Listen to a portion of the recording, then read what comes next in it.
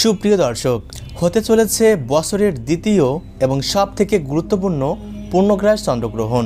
এই গ্রহণকে ঘিরে ইতিমধ্যেই বিশ্বজুড়ে শুরু হয়েছে ব্যাপক কৌতূহল।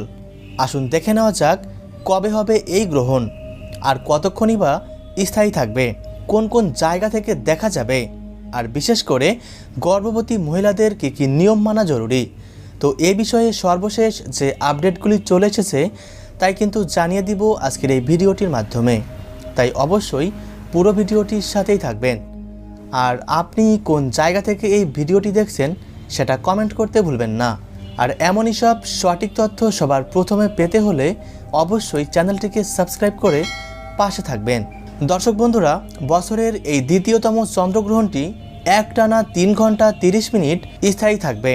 আর এই গ্রহণ শুরু হওয়ার ঠিক 12 ঘন্টা আগে থেকেই শুরু হয়ে যাবে এর সূতককাল।